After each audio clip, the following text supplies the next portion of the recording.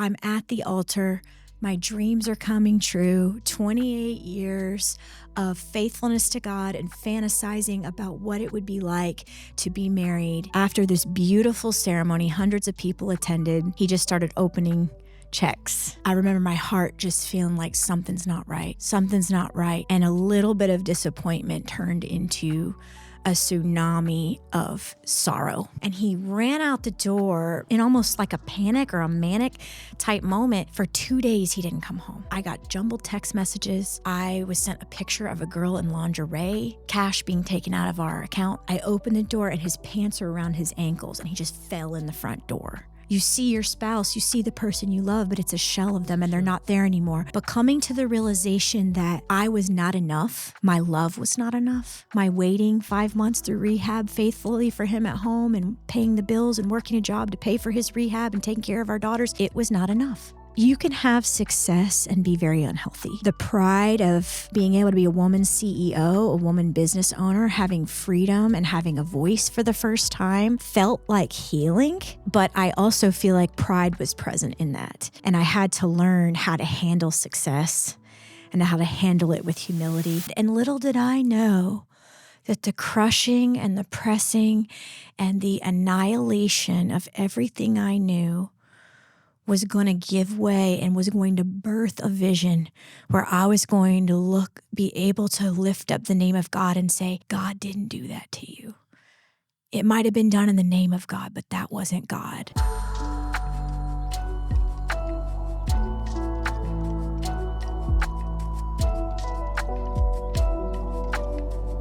Dr. Bridget Trammell.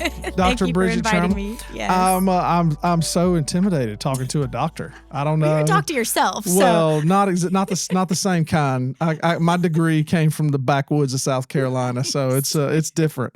It's different, but no, we are so glad you are here. Thank you for having me. Renee and you have always or have been friends for quite a while, and she's been telling me about you. And then I saw your book come out, and I was like, "Holy cow!" I was like, "This is amazing." So thank you. So you just recently released a book. I want you to tell us a little bit about it. It's right here. Yes, Trigger Warnings. I released the book Trigger Warning on Amazon, and it was #1 bestseller under the category of abuse and self-help for 15 days straight. And people have been getting a lot of help from it. I've gotten so many messages from people saying, thank you for sharing your story.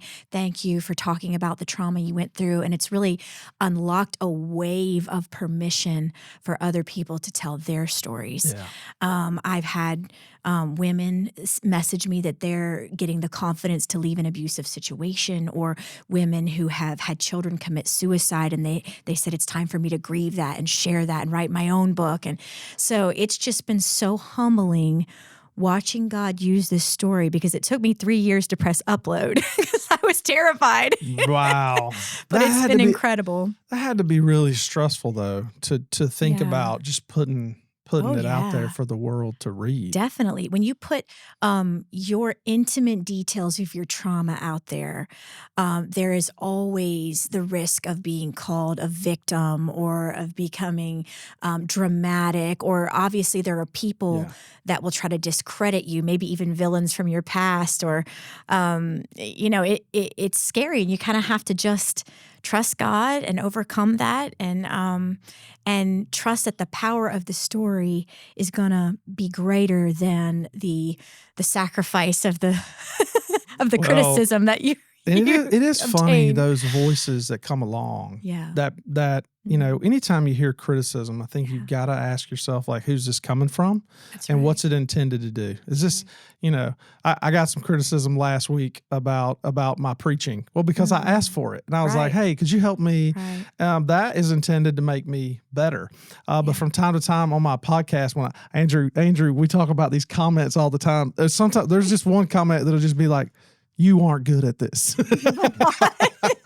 Well, if you're not getting criticism, I feel like you're not doing anything that's worth anything. If it doesn't require courage, it's not your calling. I just laugh when it's just like you aren't good at this. Yeah. One star. Thank you so much.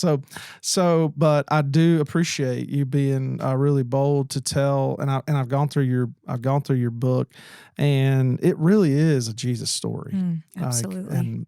Just stories like this, as you mentioned, trauma, intimate details of your life, when those bring a lot of glory to Jesus, those are the stories I want to be part of telling. So many people are just telling the story of pain.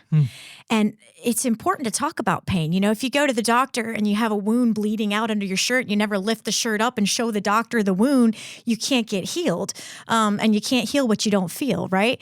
So it's important to talk about the pain, but if you're never able to talk about the scars and you only talk about the wounds and you're just bleeding out all over everybody, it doesn't bring redemption. It doesn't bring healing. It's not a story of hope. So trigger warning does talk about the pain. And I do believe that your influence only goes as far as your pain is deep. But then it talks about how God turned my wounds into scars, and how not only through Scripture and through the Holy Spirit and through God moving, but also through clinical healing techniques and science as well. Yes. I was able to heal from that, and now I speak from scars instead of wounds. And those are the Lord gave us those things. The Lord gave us the ability to learn, educate ourselves. Go find people to teach us how to help people in the church, rather than you should go talk to my Aunt Ethel about this. She's great, cigarette hanging out of her mouth, drinking coffee, she'll fix everything you got. Yeah. Hey, as we jump into the topic and I want to talk about it, I just want to acknowledge, there's some sensitive things that we're going to talk about today. Yeah. And man, my wife is here. She's over in the studio, Renee. I'm glad you're here. And you and Bridget are friends. Yes. And you did bring her a nice gift. And if people watch the podcast, it's not a knife. And she was super upset about that, babe. So I don't know what you did with the purse, but Renee's my hype person today. Thank you, Renee. You up. But she's in here just to kind of hang out and be here as we kind of have a sensitive conversation. And we just wanted people to know that we're going to treat this story with the utmost respect and care. And the reason is we want people to have access to that, because we find that, when we tell these stories full of hope in Jesus, that people can find ultimate healing in Him. That's right. Amen. So I want you to tell us a little bit about your family. Okay. Tell us a little bit about those guys. So my husband, Josh, Pastor Josh, is fantastic. I wrote about him in my book. He grew up in the Church of God, and he helped start churches his whole life. He was a missionary to Guatemala. He led missions teams there. And then he started Take Heart Church about 6 months before we met. And so he, of course, as the story goes, I met him on a snowy Christmas morning with my two tiny little girls, walked into his church, and it was just the most incredible thing. And so we now pastor here in South Carolina. And I have one daughter. Hallie is 13. Haven is 11. And Hallie is my singer. She loves to sing constantly in the car, in the kitchen, in the shower. Everywhere. Yes. Everywhere. And she's fantastic. She's just like a ray of sunshine. And then our daughter, Haven, you know her. She's friends with your son, Carson. She likes to kick my son in the side of the head. And that's a true story. Yeah, she's our little black belt, in training. So she is fantastic and fierce. And they couldn't be more opposite, and I absolutely love it. Right. We may or may not be working a side deal on these children growing up and becoming one, right? Yes, we might need a betrothal contract. I talk about courtship in my book. Yeah. I was engaged 4 times, so why not just perpetuate the we'll let it go. We're working on our end to straighten this boy out. I'd love for you and Renee to be in-laws, so maybe we can do It'd be perfect. Well, it sounds like a beautiful family, and man, it is just walking through this story. But where did you grow up? What part of the world did you grow up in? So I was born in Baltimore, Maryland. Okay. I don't tell anyone that because now I live in South Carolina, Well, it's and out I don't there. want them to know that I was born in the north. Well, you have that really good like non-regional dialect, so I try the best I can to be neutral, right? Yeah, yeah. But I've been all over the country. I've been to all but 2 states. Lived in California, lived in Nashville, lived kind of all over because my parents had an evangelistic ministry, so we traveled all over, which was really neat growing up. Man, you grew up in there, and that kind of launches you into your story, right, in the book. Tell us a little bit about like some of those things that really kind of paint the picture of the backdrop of what the story you're telling. So I grew up in a large family. I was the oldest of 5 kids, and my parents came out of that hippie culture in the 70s. You know, my dad tells a story how he was a rock and roll drummer and did some drugs, you know, in his younger years, and was gloriously saved, accepted Jesus as his savior at 19 after facing a jail sentence and all that, and God just changed his life. He never touched drugs again. My mom grew up a little high school cheerleader and homecoming queen. So they met in Bible college in Kansas City and got involved in the Youth for Christ and all that. So they had this passion for holiness because of what they came out of. And they really had a passion to protect their kids and things. So they joined the independent fundamental Baptist movement, which so many people did in the 90s. Yeah, I mean, listen, we were in it a little bit before that. I'm a little older than you are, but I grew up in the IFB, right here in the Greenville area, and so we got some connections to the Mecca. All roads lead to IFB, right? So we became a singing family. So we recorded several CDs, and we would roll into a church, and I would play the piano, my sister would play the violin, and we would get up there, the Rossi family, and we would sing and go church to church. So I've been to hundreds of independent Baptist churches across the country, and I would run my dad's tape table and do his little newsletter. And so I grew up in ministry. If you don't know what a tape table is, just for the record, if you don't know what a tape table is, like that's a whole nother world. I know the level at which you know Jesus if you can describe to me what a tape table is. Do you understand what I'm saying? Yes. Oh my! So the church we grew up in is independent fundamental, and that was the world. Like it was a ministry. Yeah. It was tape ministry. Exactly. And I would go down to the basement of this church, and there was all these big time independent fundamental preachers, like big time. And they would be like on a production line pumping these tapes out. And we'd be sitting there putting the stickers on these tapes. And the stickers. And you remember, my favorite thing? This is crazy. You know how this middle part will pull out and then it would leave the outside thing? I would take those and put them down my pants and walk around like that's how cool I was. Then we graduated from tapes to CDs. And you put them in the little sleeve and put the label on there. The jewels. Those were called jewels. I don't know why. Who came up with that? So I was a professional tape table runner at the ripe age of 16, you know, and we traveled all over. So I ended up going to several different independent Baptist colleges. We went to Golden State Baptist College. Yeah. I spent some time at Crown College of the Bible in Powell, Tennessee.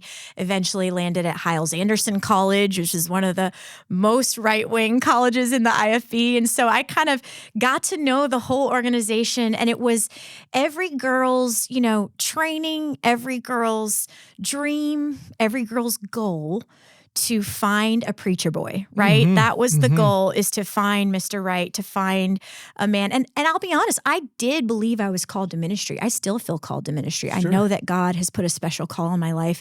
And so I don't think there's anything wrong with that, with hearing the call and wanting to be in ministry. But the colleges that I went to, many of them only had a marriage and ministry degree or a education degree for women. And there really wasn't anything else in between. I mean, who doesn't need to go get a college degree on how to be married? Yeah, so I was on a quest for a preacher boy in my long skirt, playing my piano and reading my King James Bible. It's the that's what's tripping these dudes up. It's the ankles. You gotta.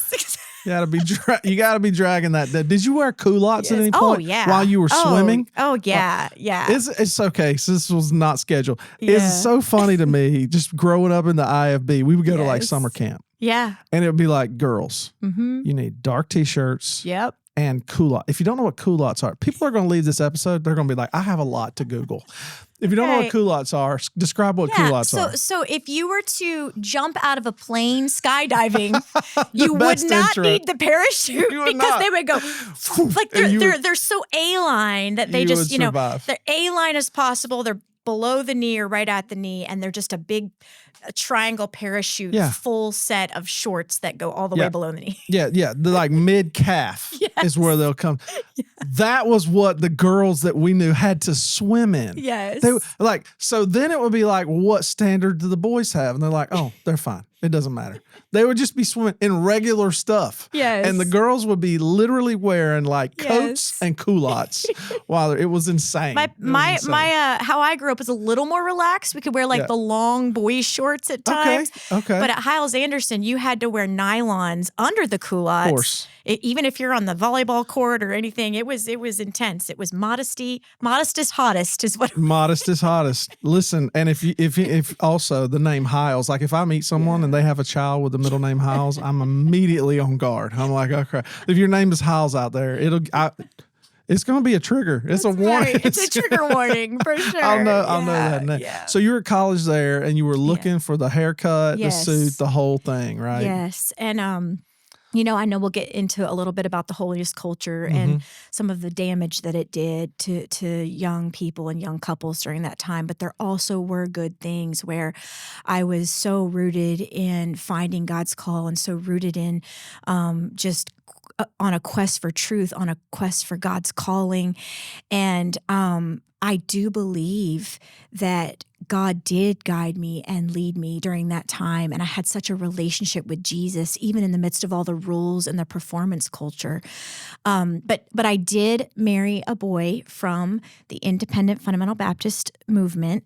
And he was a flaming hot evangelist. Yep. And he was booked out, several months. And I thought, this is great. We're going to travel around the country just like I did with my dad. And we're going to have this great ministry. And we got married, and we actually did have 3 years of meetings booked up, had 300 saved the first year in ministry. And I just, it started off with a bang. It really was my dreams coming true at that point. Goodness. Yeah. That's incredible. And I want to talk a little bit, like as you get into that marriage, like some of the childhood stuff that you had gone through was really challenging for you as well, growing up in those environments. Yes. My mom, she had developed some really significant health problems early on. And so I sort of took on this mantle that I was the third parent or the right hand. And I think, those health problems sort of caused this triangulation where I felt that I was on the same level as my parents carrying this pressure. And it felt like almost my childhood was non-existent.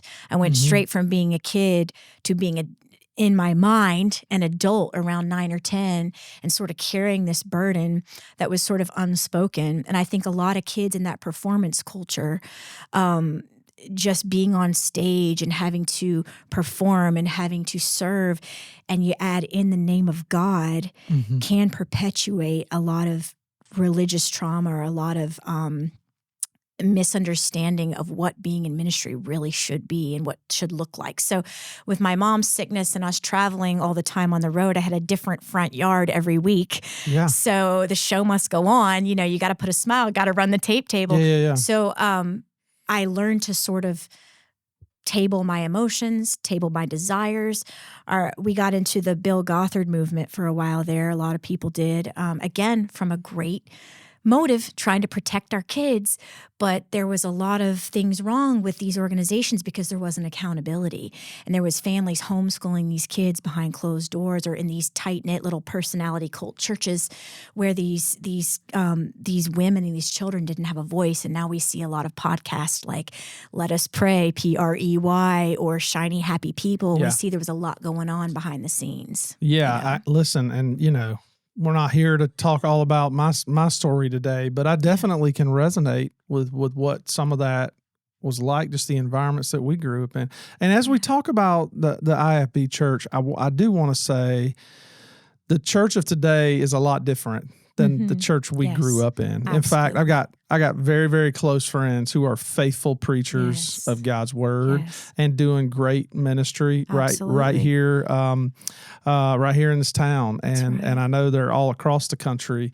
So I just want to make sure that, Yes. I don't want any sort of shadow that might be out Absolutely. there to be cast over, meaning we're saying, hey, this is how everybody was. But the reality Right. of your situation is absolutely true. And we need to learn from that. And how Yes. is it that we understand, hey, these things did happen. We need to deal with them. We need to talk about how we deal with that even as adults and as you're continuing to do ministry to this day. And I agree. I know a lot of fantastic pastors and wonderful, good-hearted people in the independent fundamental Baptist movement. So I also want to clear off a spot and say there are some great people there with great motives.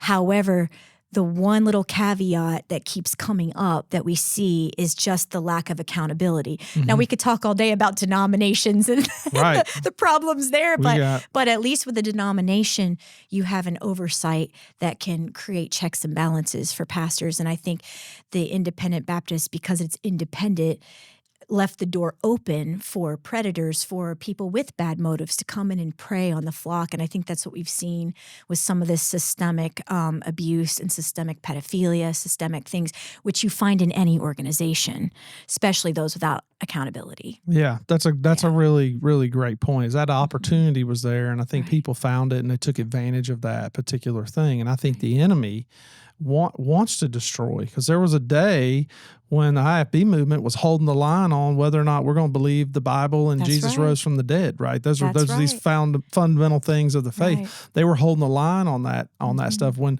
other denominations are arguing about whether or not the Bible's true, those guys were like, wait a minute, this is true. It's always been true. It will always be true.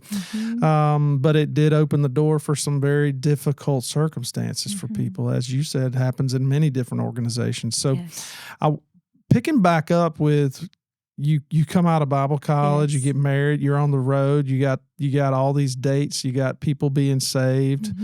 Man, tell me about this story. Yes. So I was so excited to finally be married. So I was 28 years old when I got married. And so for the environment I grew up on, I was an old maid, right? Like you're supposed to get married at 20, 21, having your kids. Yeah, so clock was ticking. Exactly. Yep. So at 28, man, I had waited. I had saved myself, saved my heart for this preacher boy. And I was 28. I had served for 6 years in church ministry on staff at a church. And so I was so excited. And my first chapter of my book opens up where I'm at the altar. My dreams are coming true. 28 years of faithfulness to God and fantasizing about what it would be like to be married. And after we got into the limousine, after this beautiful ceremony, hundreds of people attended, he just started opening checks. And all the way to the hotel, I remember my heart just feeling like something's not right. Something's not right. And a little bit of disappointment turned into a tsunami of sorrow. Oh, no. My book talks about how my wedding night was 30 seconds, still had my wedding dress on. He was snoring in the corner. Now I know he was probably high on some type of substance. But I remember the disappointment of that and how big I had built it up in my mind and how disappointing that was. And it's interesting that we're having this podcast now because 3 days ago, my husband, Josh, found the CD under a bunch of boxes of my wedding ceremony to my first husband. Oh my goodness. And he didn't tell me. He found it. He took it to his office at the church and he watched the whole thing. Oh and my he goodness. Came back and he was in tears and he said, I need to talk to you. I did something behind your back. And I thought, oh no, he's going to tell me about some secret betrayal or, and he said, I did something behind your back. And he had tears in his eyes and he never cries. I was like, what is it? And he said, I watched your wedding. And he said, I'm sorry I did that behind your back. But he said, the amount of joy on your face. He said, I don't even think I've seen that much joy on your face since I've known you. And he said, I am so sorry for the disappointment that I knew followed about an hour after that video. And just the And I think too, that's another thing with the holiness culture. And we're not here to bash the holiness culture. Like it's great to have standards and convictions, and I have them for my family and for my children. But I think just this over sexualization of a wedding night and no education for these young couples.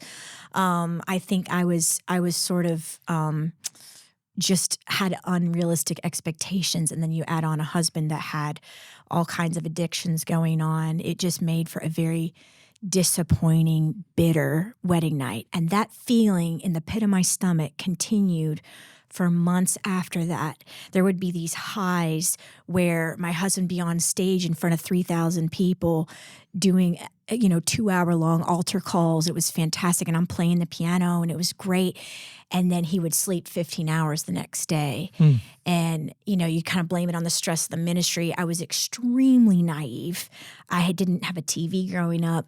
I had never been around alcohol or drugs or any kind of, we didn't even have drums in our churches, so. Alcohol, drugs, drums, right, they're the same. They're the same. But it was such a confusing time for me. And then I remember the first big event in my marriage where it was just earth-shattering. My husband, at the time, came running in to our kitchen. It's about 6 months after we got married, and told me that he had a friend from high school that wanted to know about the Lord and had asked him about Jesus. And he was going to go and have lunch with this friend. Okay. But he was so animated and so hyped up, something was not right. Yeah, something didn't check. Something wasn't right. And he ran out the door, barely pulling up his pants, just running out in almost like a panic or a manic type moment. He left the sink running in the bathroom. And I remember I didn't know much. I was very naive, but my intuition and fear just struck in my heart. And I fell down on my knees. And I remember that the chair was white with red flowers on it, or they were like mauve flowers. And I remember my tears hitting those flowers, and they're turning crimson red, and thinking something's not right. For 2 days, he didn't come home. 2 days. And for 2 nights, I got jumbled text messages. I was sent a picture of a girl in lingerie from below. I saw cash being taken out of our account in ATM machines. He wasn't answering the phone. And I just was in this state of shock and numbness.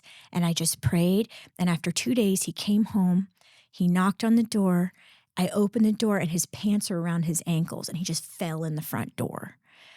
And I helped him get to the couch, and he passed out. And another seemed like forever. I don't know exactly how many hours with it. I think like 12 hours he slept. And I waited for him to wake up and sat there and watched him sleep. And that was right at Christmas time. And he woke up and told me this story about how his friend had given him a pill because he had a headache, and it made him black out. And he stole all his money and drove him around and took it out of ATMs. And because I was so naive. Yeah. And I had no education, and I had no one really to talk to, because I felt if I talked to anybody about that, it would hurt the cause of Christ because of these people that were getting saved. And He's living this one life on stage, doing God's work out here, sharing the gospel, or so you thought. And then on the other side of that is a deep and dark, hidden life. Yes. And I remember just wanting to believe that the story was true, and now that I'm a Christian counselor, I know that the first stage of grief is denial. And so I think there was so much denial, because if I really believed that my husband was an addict, then all of my dreams that I had built up in my mind and this amazing life that I thought that I had would not be true. And then what do you do? Well, your whole life is cracked apart. Yeah. Your whole life is gone. So I struggled with denial for a while. I remember another story. My husband was preaching at a big camp meeting in China Grove, right down the road here. Yeah. And I remember he preached for over 2.5 hours. People were getting up and leaving in buses, like buses of youth groups were leaving. The tabernacle was dwindling. I went out in the woods and tried to call a pastor that I thought might be safe to talk about, but he wasn't there to help me. I stood in the back of the tabernacle and hit my pointed to my watch and was like trying to stop him. He kept repeating stories and repeating stories. And then he gave another altar call that was over an hour, kept repeating himself. And so finally, when we got him down off the stage, my heart was racing. I was humiliated. I was freaking out. The moderator of the meeting, an older man in a suit and tie, came up to me in the back. He said, "Young lady, were you signaling to your husband to stop preaching in the back of the tabernacle?" And I remember thinking, maybe this guy is onto it. Maybe he is somebody that I could talk to get help Somebody for my safe, husband. yeah. And I said, "Yes, sir." And he said, "Don't you ever hinder the Spirit of God like that. The Holy Spirit was all over your husband and you were a hindrance." And I remember thinking, it's hopeless. Who am I going to talk to? He was high on heroin. And I didn't feel there's anyone I could go to. And these situations were recurring. My husband crashed a car, almost crashed a rental car right before he preached to thousands of kids, again, looping his testimony, and I had to sit through so many of these meetings, just terrified of the unpredictability of the addiction showing up. By the time that that it all came to a head, my husband was a full-blown heroin addict. He was buying and selling heroin. He also used cocaine. He was also using prescription drugs as well that he had from a few different doctors. And so it was a full-blown thing. By the end, we hired a private investigator and found out he was meeting with prostitutes and things like that. So it was a whole entire double lifestyle that was going on. And I was oblivious to a lot of it. But when I look back, some of it was a lack of education, but some of it was denial. Yeah, you didn't really want to see Right. those difficult things Right. because the repercussions of that were that you lost everything you cared most about. Yeah. All those things you were hoping and dreaming for, standing at that altar. That's kind of the right. look on your face that your husband Josh says, "Hey, I have, this sense of happiness in you is now really dark because that's gone." Yeah. Like all that was And gone. there's many lies that we tell ourselves when we're in an abusive situation. Yeah. Number one, flat out denial. It's not happening because I don't want it to be happening. It's not as bad as you think it is. Yeah. Or it's not as bad as you Yeah. think it is. Or women go, well, he only hit me once, or he only, Yeah. did this once, or maybe it's not what you think. But when we deny these little traumas, we're literally allowing and perpetuating the abuse. We're allowing things to damage us. And I think the number one thing that's the hardest for victims is to get through that denial. Well, I think it compounds. It makes it more problematic that your spouse, your husband, is literally a high-profile individual or a person who's on a stage or a pastor, and that makes it even more difficult because I'm sure there's got to be questions in your mind like, will anyone actually believe that this is the case? It's funny you say that. In my book, I talk about the first time I actually told someone. Tell me about that. So my husband had been shipped off to rehab. He went to 5 rehabs. Now, during this whole time, while I was married is to him. he's still doing the ministry thing kind of back and forth? Were his family just helping keep that under wraps? Family was great. And all that? They were my only support. Okay. The immediate family and the few people that we eventually did have to let in. Yeah. And there was times we took sabbaticals. There was a time I personally wrote a letter and signed it my husband's name and sent it to all of our supporting churches and told them about the addiction because I didn't feel comfortable taking money from God's people. Yeah. And him being in rehab. And shockingly, several churches were fantastic and supported us through that and had grace time after time. And so there were some wonderful pastors that really did support through the addiction and things. So this first moment where you tell someone he had been sent to rehab. But the first time he had been sent to rehab and I had, 2 babies. One was 2 weeks old. One was 2 years old. And it was right after I had left my husband. And he went off to rehab. And I was sitting there with the lady in my church who had brought me a casserole and put it on the counter. And my kids were playing on the floor. And I told her everything because he had eventually become abusive, and some of that's in my book, some domestic violence situations. Not everything's in the book, but several stories are. Yeah. And I finally laid it all out and said what I had truly been through, not the Sunday school version of pray for my husband. He's so overwhelmed with preaching and being on the road and the stress of the ministry that he took a little too much of his prescription. I told her the real deal, that he had a double lifestyle. And she just looked at me and said, I don't believe you. He's so spiritual. I don't believe you was her response to that. Yeah. Like the first time you like bore your heart to another individual. And I just remember the walls. It felt like the walls were closing in. It felt like my chest was heavy. It felt like I was suffocating.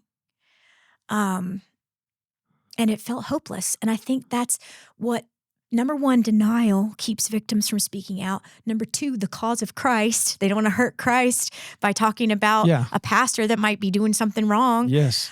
And then the third thing is they think no one's going to believe me. Yeah. Because I think so often nobody does. And I was going to say, that's not based in some alternate reality. Like, I mean, there are a lot of people that just, their stories aren't validated. They aren't believed. They aren't taken seriously. And that's unfortunate. How long did you have to live like that without having some sort of support in your life? Someone you could tell. Well, like I said, my family was supportive. My ex-husband's family, phenomenal. My mother-in-law was fantastic and supported me through all of it. I had great friends, great cousins that helped me through. So I did have my little inner circle that did encourage me through a lot of those things. But I think when I left, chapter 1 of my book is called just becoming the coach. You just have to decide that if you don't like your life, you're allowed to change it. Mm-hmm. And I think so many women or victims don't realize that you can change your life. Unless you're locked up in a prison cell, bound and gagged, you can walk out of an abusive situation. You can walk out of a church. You can walk out of a marriage. I mean, there's obviously reasons you want to try and work on that and not try to have just a license to divorce at any little thing, but you can seek help.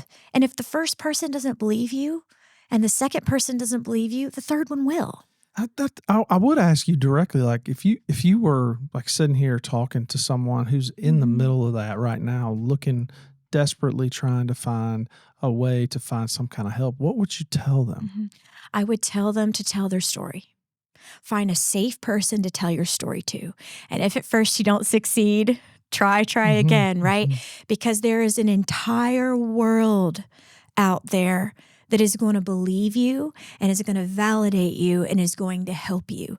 And if the people in your warm market, the people in your immediate environment are perpetuating the abuse, or maybe they're in denial, maybe they can't handle the truth about their son or their pastor or their sister or whoever the abuser may be, if they can't handle the truth about it, go to a safe place that will. There's so many support groups. There's so many churches that will open their arms and welcome you in and help you find the resources you need. So if the first person doesn't believe you, then they're not the right person to help you. And they may just be in denial about the weight of your truth. And they can't handle the truth of what you're bringing to them because it's heavy sometimes. Yeah. Oh my goodness. Yeah. Or it might conflict with their own trauma as well that they're not willing to face. Well, and also I always try to say this really clearly. Mm-hmm. Like if you feel like you're in some sort of danger, like you may need to immediately take yourself out of that situation. Mm-hmm. Find some kind of law enforcement, some at your kid's school. There are counselors. There are people in so many different places at your church. There may be people. Find someone to get you into a safe place. That's exactly waiting another day in a situation that could cost you more than you really know that you're going to pay is not worth it. Like, don't do it. If there's domestic violence, or if a minor is unsafe, or if there's sexual, abuses or molestation of a minor, the authorities have to be called immediately. And I think so often people think, oh, I'll go to my pastor, go to the church. Call the authorities if you feel unsafe, if your children are unsafe, or if you know of a child that's unsafe, or a person who is being victimized, and even emotional abuse. I talk in my book why don't victims immediately seek help? Yeah. You know, you often hear about a woman who's been beaten for 3-4 years by a man and she doesn't come forward. The brain, when it is in trauma, it takes all of the brain power and basically puts it into your body. So if you're running across the pasture from a 600-pound steer, your body, your adrenaline is hyped up, your cortisol is hyped up, your limbic system, your fight or flight is on full alert, and the prefrontal cortex, the decision-making, the problem-solving factor of your brain almost shuts down and paralyzes to preserve all the energy for the rest of your body to be able to jump that fence and get away from that threat. So often people that are in trauma aren't able to use reasoning and problem solving in that moment until the trauma dies down. They either freeze, flight, or fawn, which is try to please the abuser to get out of the situation, something like a Stockholm syndrome type thing. So it takes victims a while to sort of stabilize and kind of get that reasoning back into their brains, you know, a lot of times. A lot of times people don't realize that in that kind of a trauma, a lot of times people don't know that they aren't going to respond like they think they will. Mm-hmm. They are not going to have it all together and know, okay, I know the right next move. In fact, those are some things for people when you're in a moment to where you have clarity. That's right. Like those are the moments where you reach out before you find yourself in that point. That's right.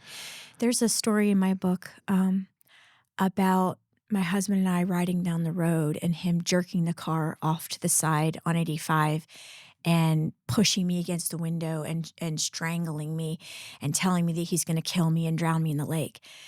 And going through that moment, the predominant emotion was shock and hurt.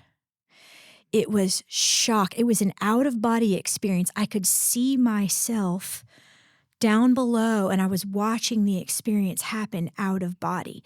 Because when your brain has something that's so painful that it cannot process, it will dissociate to protect you. So your brain doesn't proverbially explode, right? Right. So seeing myself above, and when I went back and did EMDR therapy, I was the same way. I was hovering above. And so many trauma victims, if you're beaten as a child or you had this horrific physical abuse, a lot of times your body will dissociate, your mind will dissociate from your body. Same thing with emotional abuse. They're invisible scars when you're being belittled or criticized or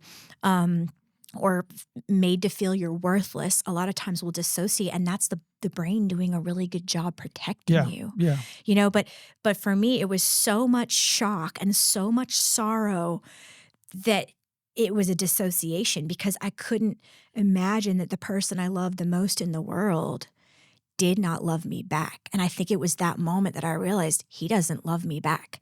He loves his addiction, or maybe the shell of who he was used to love me, but now the addiction zombie does not. And I think that hit me so hard in that moment. It wasn't even the physical abuse at all. It was the emotional moment of knowing the person I had waited my whole life for, the father of my children, this pastor that I just adored, was threatening to kill me. How much of that did you internalize in the sense of like, okay, I feel like if I were just this, or was there any of that you walked through? Like if I could be a better this kind of spouse or that kind of spouse and he wouldn't be living this way. Was that a response that you walked through? Absolutely. And I write a whole section in there about addiction and how I felt I could save him, or it's up to me to save him, you know? And I write about addiction, and it's so powerful to understand addiction because at first, obviously, it's a choice, right? You pick up the bottle, you take the pill, you snort, whatever it is. Yeah. Addiction can be a choice at the beginning. But once that substance takes over and the brain becomes dependent on it, it becomes less and less of a choice and more of a whisper. So for my husband, it was heroin. So imagine in the brain, you know, dopamine. Yep. You have these reward units of dopamine. So I like to talk about it like a chocolate chip cookie is 50 units of reward in the brain of dopamine hit, right? A sex is 500 dopamine hit, okay? Heroin is 2,000. So you can't compete with that. No. And the humiliation and the shame and the feelings of worthlessness that set in for me as a young bride, as a young girl, trying to please my husband in every way. And this substance was so much more powerful than me. It was more powerful than our children.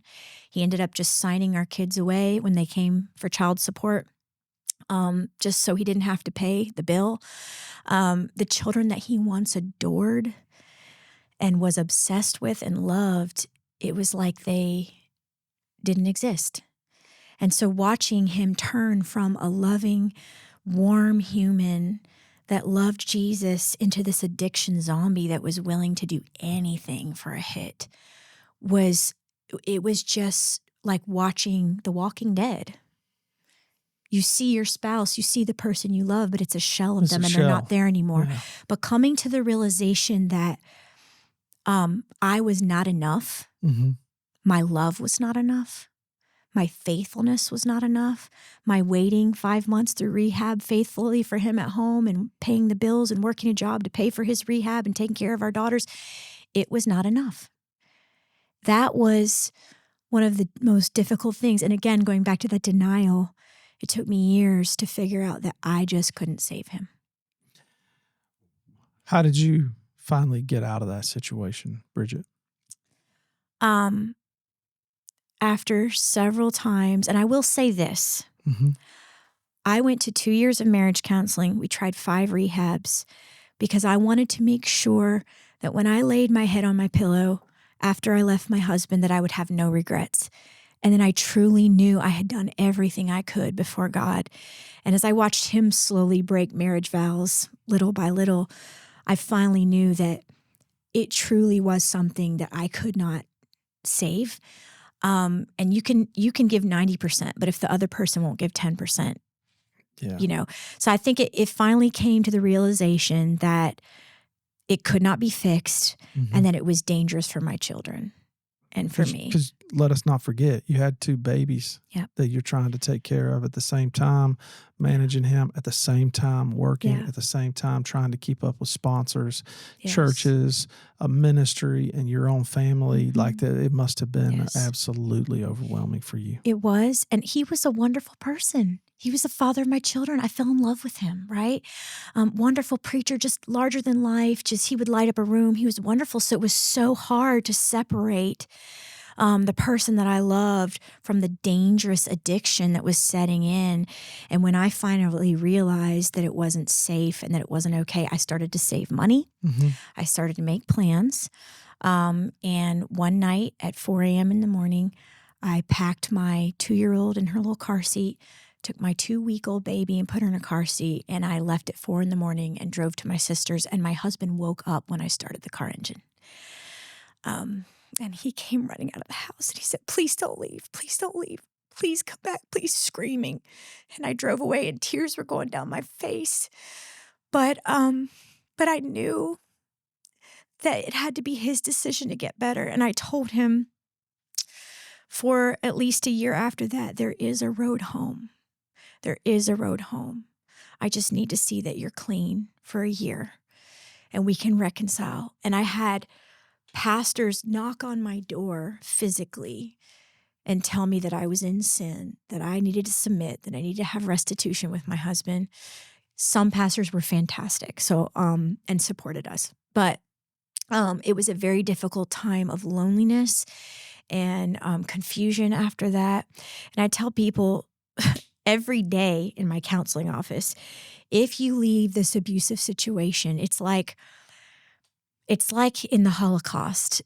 The Jews were in Germany, and there was many sympathetic Germans and Swiss people that would help them get across the border. But there is going to be a no man's land between the abuse and peace that is going to be filled with loneliness and struggle and sacrifice and self-doubt. And you are going to go across that snowy landscape. You're going to have to cross the Alps into Switzerland, and you're going to face starvation. You're going to face the temptation to turn back to the familiar. But if you can set a course and you can stick with your decision and you can follow through, on the other side of that time of loneliness is so much peace and so much abundance. And God sent me a man who loves me, brings me coffee every day. He adopted my children. And now our ministry is authentic because it comes from a place of pain. Whereas my ministry before was, I tell people that I used to be a travel agent. I would say, here's the brochure. Yeah. You're going to go to this beautiful location. Here's a couple Bible verses. God bless you. Here's how to walk with God. And now my ministry is, hey, I'm the tour guide. I know where the lions are. I got a couple scars and a rifle. Been there, follow me. Done that. Got the T-shirt. Right. And that's the difference. Bridget, tell me, how was the Lord? I mean, you had this trauma that came from people that directly represent him. So in the middle of you trying to navigate like your own connection with him and his love for you, how were you able to see that through that? I love how you describe that no man's land. Yes. And I think people find themselves in that place in all sorts of arenas of life. Yes. And I can deeply feel what you're describing to me there. The temptation to go back, the you questioning yourself. Was it as bad as I thought it was? Were those kids really in danger? Right. Did I have to take such a serious, drastic move here? Right. How was the Lord like clear and present with you in those moments? That's a great question. I call that no man's land between Germany and Switzerland, the snowy Alps. Yeah. I call that the fellowship of his sufferings. Jesus was never sweeter than in that time. I didn't understand. I was confused. As someone who pursued God's will, read my King James Bible, wore my culottes, right? Yeah. And saved myself for the perfect husband, even had a couple of engagements that I didn't feel it was right. And I couldn't understand why I did all the right things and I was supposed to have blessing, right? There was a big question mark. Why is God doing this to me? I was supposed to have checked all the boxes and then the blessings are supposed to occur. I was supposed to marry a great pastor, have a wonderful family, have a wonderful ministry, because God promised that if obedience brings blessing. Especially reading the King James Bible. Yeah, of course. How could it go wrong? Culture and again, I'm teaching those things to my kids, walk with God and he will bless you. But I think that every trauma eventually leads back to religious trauma because we ask, why is God doing this to us, right? Jesus was the first person to show the clinical stages of grief in the garden biblically. Before he went to the cross, he said, God, my God, why have you forsaken me? He showed anger toward God and confusion. He showed bargaining. He said, hey, let this cup pass from me. Jesus knew that the cup was not going to pass for him. Jesus knew from the beginning of the world that the redemption plan had to take place. I believe Jesus showed his anxiety. He showed us hematidrosis. He sweated blood from his anxiety. His blood vessels were popping and he begged his friends to stay. He knew he shouldn't be alone. He said, why are you guys falling asleep? I need people around me in my inner circle. Jesus modeled the 5 clinical stages of grief for us in the garden when he went to the cross. But then at the end of it, he said, nevertheless, not my will, but yours be done. But you notice he said, your will be done, and then said, why have you forsaken me? Yeah, right. On the cross. Where are you? So if Jesus could have that struggle within himself, I believe he showed us the humanity of what it looks like to go through grief and how we question God, and God is big enough to handle our questions. God is big enough to handle our anger. He's big enough to handle our depression. And when I was in that little 2-bedroom apartment in Malden with my 2 kids over at Millennial Apartments. I started with $97 in my checking account. I wrote $5,000 to my lawyer to get my kids and to keep them safe and to get custody. I would go into my little closet after the girls were asleep and I would beat my Bible with my fist and I would scream out, why? Why? I just don't understand, but I trust you, but I don't understand. And the pain and the grief and the bargaining and the anger and the denial and the depression, it came like a wave, but Jesus was there. In Psalm 85, he says, God is near to the brokenhearted. I have never felt closer to God than in that time of my life. And in that moment, Jesus came to me and he said, in your weakness, I am made strong. That verse. If we don't get weak, God cannot be strong in us. And that's where he meets us. And that's why I see people so afraid to talk about their weaknesses or their blind spots or their pain or their mistakes. But that is where God is strong, is in our weakness. And when we're brokenhearted, we're never closer to him. We don't have to be perfect. I was going through a divorce. I was a single mom married to an addict, becoming a statistic, and God was with me. I've never felt closer to him. It was in that time of loneliness that he met me there, and he strengthened me, and I had joy in the midst of my grief. You mentioned that moment in the garden. My heart is flooded with the weight of that. When I think about just how Jesus stepped into that divide, like between heaven and hell for us, right? And Yes. I mean that in this way, that if he didn't do something about sin, that we were destined to be separated from him forever. Like it was that moment where his humanity cried out in every way. And that the weight of your story, the weight of that pain, like that weight resonates with that pain that Jesus died for. Yes, and without the humiliation of the cross, there could have been no resurrection from the grave. And humiliation is something that we experience when we go through these horrific events.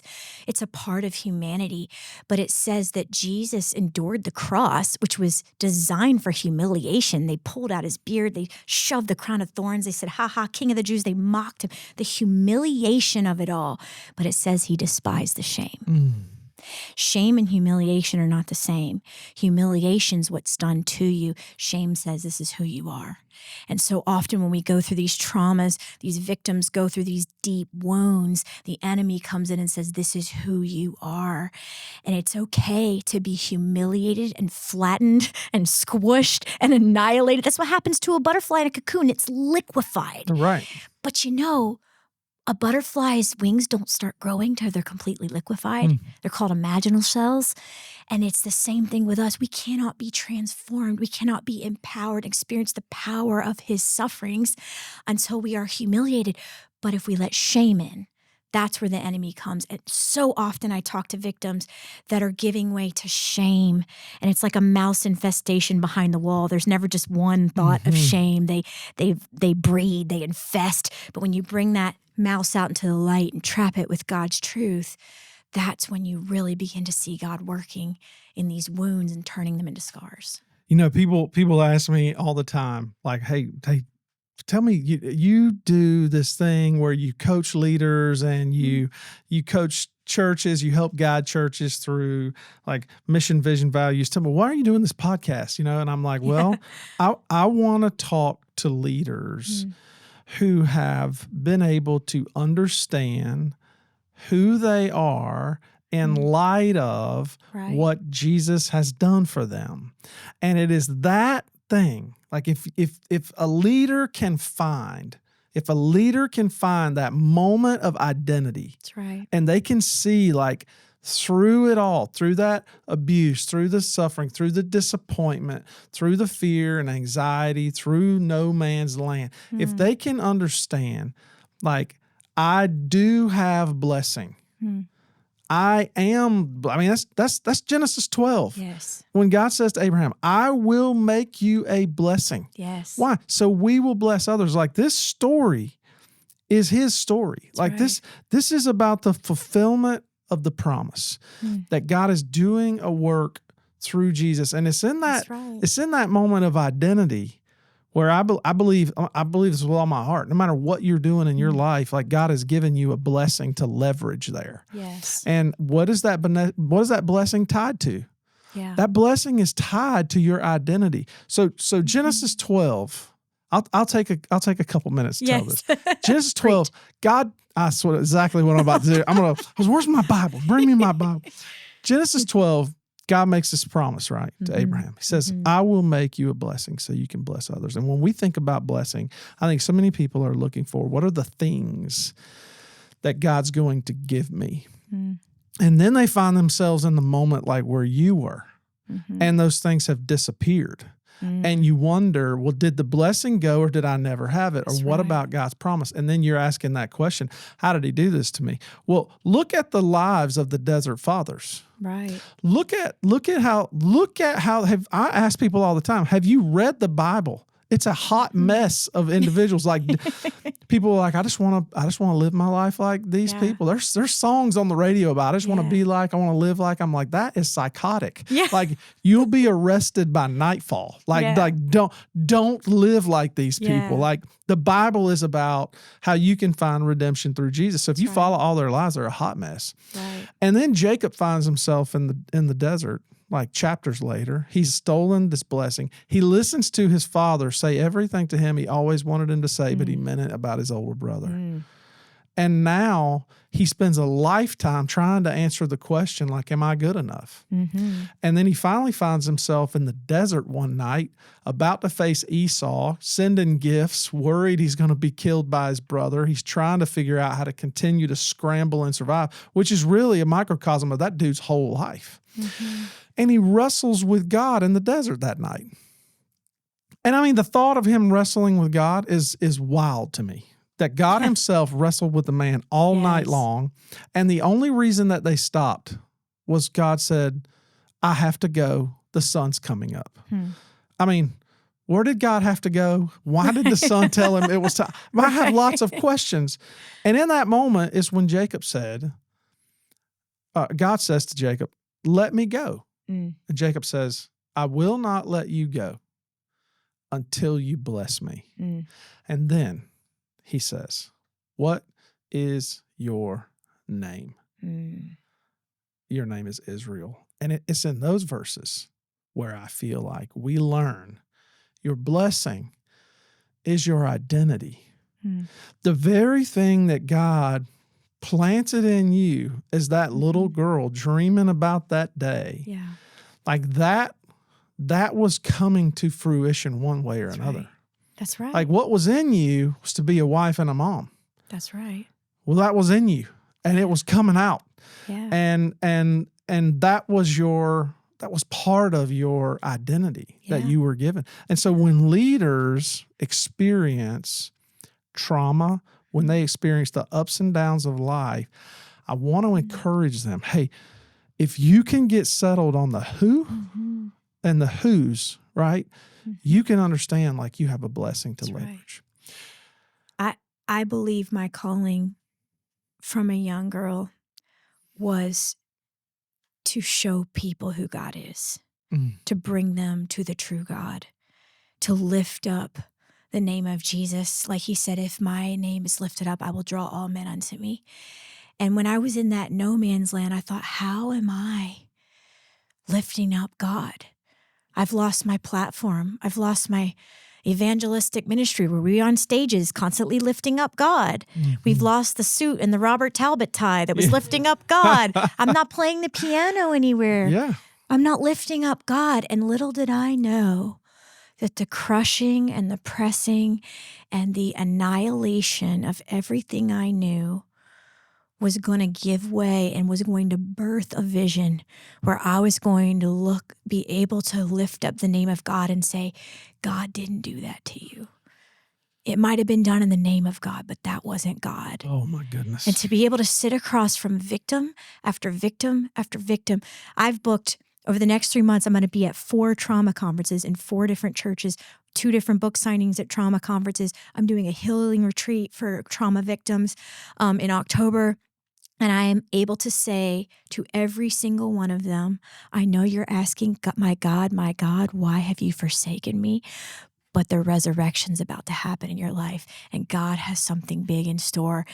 And I could have never dreamed, Pastor Josh, that would be what God would do with the total liquefaction and annihilation of my hopes and dreams.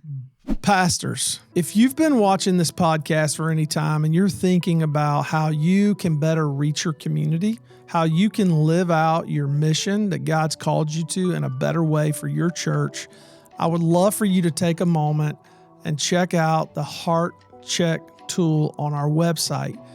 Take some time, answer some questions about where you are, answer some questions about what's happening in your church, and evaluate if walking through a process of clarity might help you in your mission that God's given you for your community. Listen, a lot of people are out here working very hard to reach people for the sake of the gospel.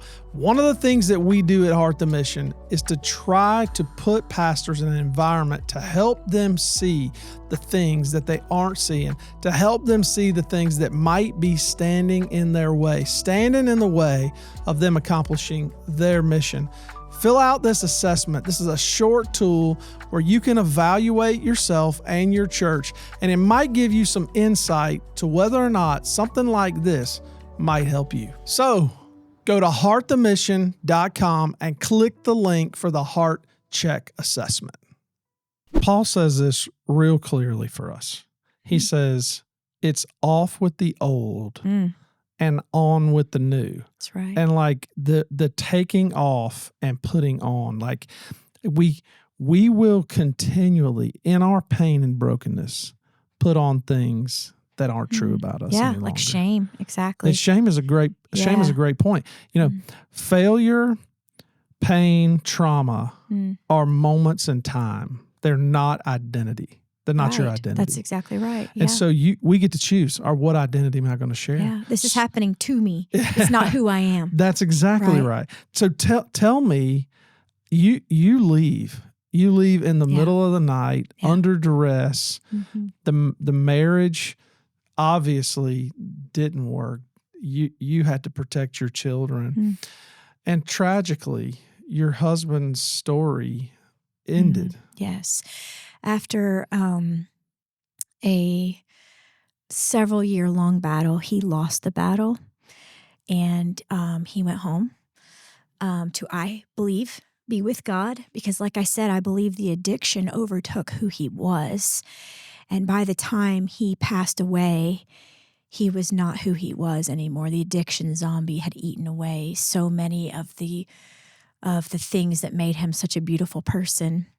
And again, making sure that people know that addiction is such a powerful thing. It is not to be taken lightly. If you are in addiction, you need to seek help. If you are in a relationship with an addict, you need to seek help. It's a powerful thing. Oh, yeah. And he eventually lost the battle. But I believe that his testimony, even in death, even that the pain that was caused through his actions and behaviors and his failures and addictions, I still believe that God is using his story as much as he's using mine to help people seek help and to help people find healing. So you had to take steps forward. For you, for your girls? Yeah. What were those next steps in life? What did they look like for you? So, it's funny. When you grow up in a performance culture, I see this a lot. You were looking for a tape table is what you were looking for. You tend to immediately go out and find a new platform to ventilate your trauma. Well, if that was how you felt like you could only experience God, then you're going to be drawn back to some of those same environments. Yes. Well, for me, it wasn't how I experienced God. For me, it was how I experienced love. How you experienced love. Performance meant love for me. So I went out and thought, well, if I want to feel loved, I feel unloved right now. I feel lonely. I feel abandoned. I'm going to go start a company. But I wanted to start a company that was a business disguised as a ministry. Because in the genre of ministry I was in, women weren't really accepted as anything other than a wife. So I knew I couldn't go back to ministry as I knew it. And so I went into the weight loss industry. But what's so funny, Josh, is that I started a weight loss company when I weighed 220 pounds right off of a divorce. Yeah.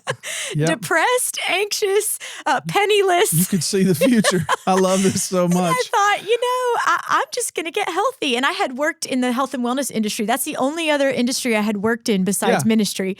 And so the first thing I did was I just went and got a job at a gym right up here for $14 an hour, just checking people into the gym. And I was, overweight. Free membership too. Yeah. I got a free membership, free childcare. My daughter's crying in the kids club, That's something to think about. But, and I was breastfeeding on all of my breaks and things. And it was very difficult, but I had to put food on the table and I had to become the breadwinner and I had to do all those things.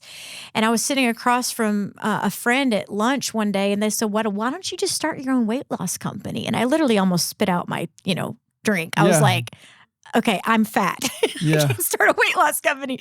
But I enrolled in the Institute of Integrative Nutrition. I studied over 400 diets and I pulled out what was helpful and I lost 80 pounds in 90 days. And then I just started helping other people do the same thing.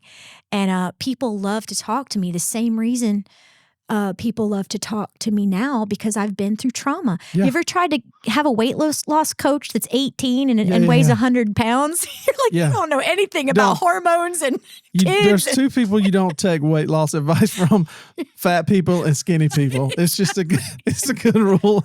It's a good rule of thumb. Right. Well, I was neither.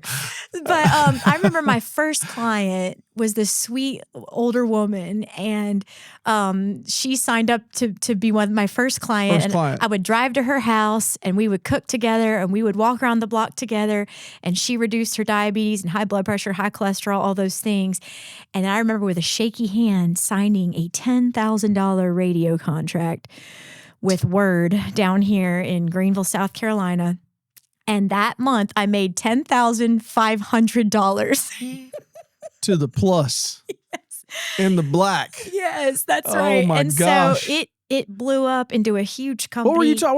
You were just doing a show on there? What was it about? Yes. How were you talking? So I was not only an advertiser on there, I also had a radio show called The Health Dare. I also had a podcast called The Health Dare, and I had one called Coaching Me, and so we saw over 8,000 clients come through our doors, 9 offices throughout the Carolinas. And so I had built up this huge business. And I remember making millions of dollars. We made $12 million in our first 3 years in sales.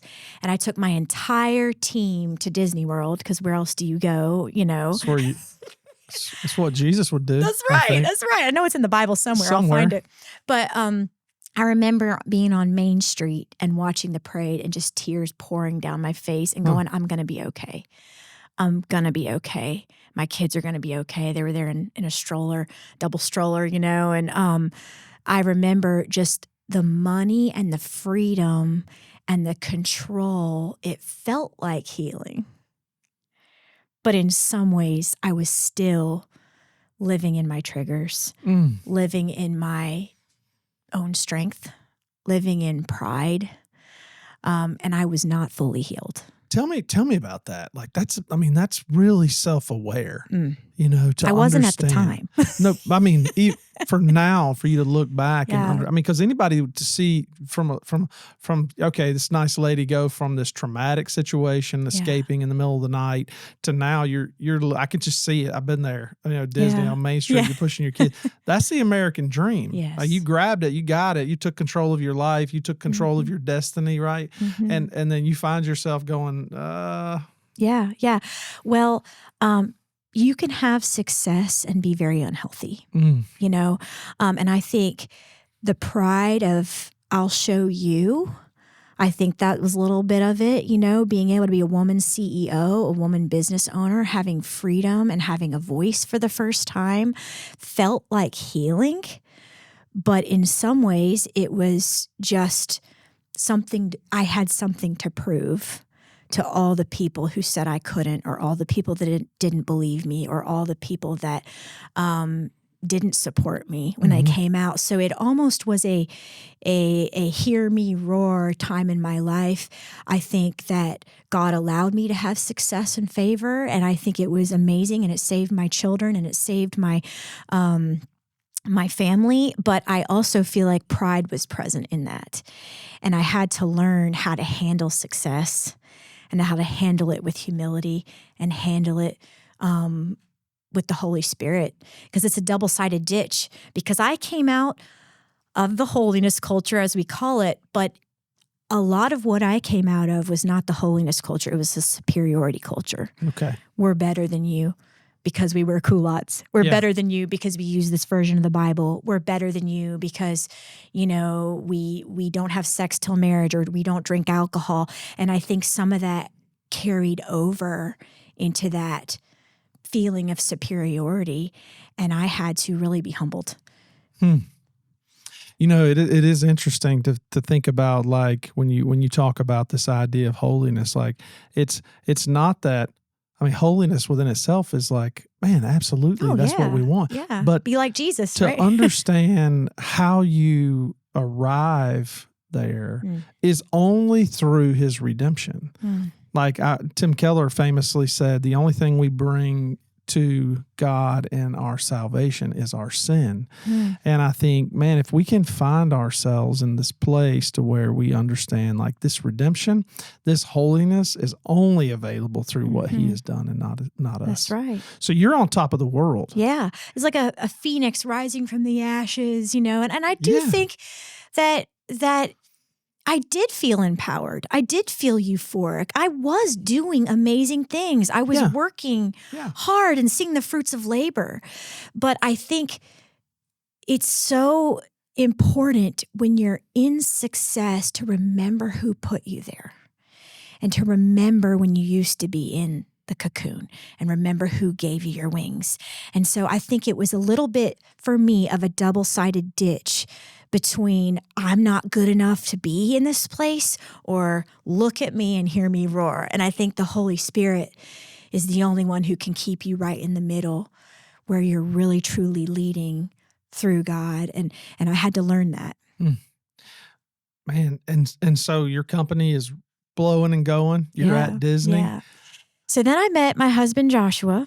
Met Joshua. Met him. Sounds like a great guy. Great name. Pastor Josh, strong another name. Pastor Josh. Met him, and we got married, and it was magical and incredible. And how did you walk us back to how you met him? Well, the top secret information about how we met, here we go, is we actually met on Coffee Meets Bagel. Believe it or not. Coffee meet. All right. I'm an old man. So you'll have to tell me what. I don't even know if it's still around. It's kind it? of like it's a Christian. It's not even Christian. It's just an online dating site. It's an online dating site. It's an online dating site. But what's so funny is I was helping start a church in Anderson, South Carolina, and he was planning a church in Malden. And we were Facebook friends. Okay. Because we had a mutual friend through the pastor there.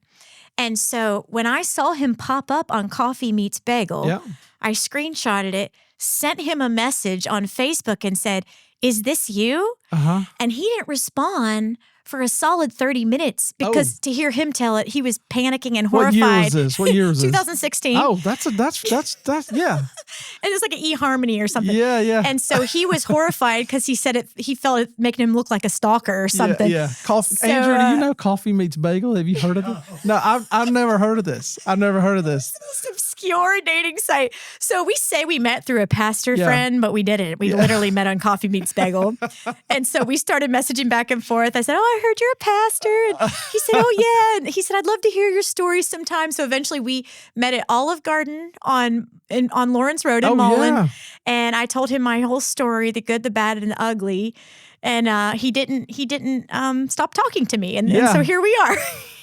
So he was starting a church as a single guy. As a single guy, yes, which he took a lot of flack for that too. I bet. So I'm a church planter, as you know, Yes. and man, we did that married in like 2010. Yes. And I can't imagine doing that by myself. Yeah. If I would have been assessed without my wife Renee, there is zero chance. In fact, our assessors literally looked at me and they were like, you know, the only reason you passed was because of your wife. I was like, there is no doubt that is the case. Like, she is the one, like people will meet me and they'll be like, oh, that's a nice guy. Then they'll meet my wife and they'll be like, oh, we understand how you're making it through life. That's what we understand. Yes. So, well, after all of the drama I had been through with pastors, I'm shocked that I was willing to date another pastor. Yeah. It's hilarious. But God put us together and I was very triggered. okay. The entire time we dated. I broke up with Josh 6 times when we were dating. I wouldn't let him meet my kids because I was terrified of all the stepfather stories and I didn't want to bring a man into his life. Hallie, my oldest, was 4 at the time. Mm-hmm. And she was just asking everybody to be her daddy. And it's humorous, but it's also heartbreaking. We would be at Chick-fil-A and she would just stop a passing man and go, will you be my daddy? Or we'd see a police officer, an authority figure. She'd walk up, will you be my daddy? She'd ask a waiter at a restaurant. And I would always laugh it off, but it was so heartbreaking.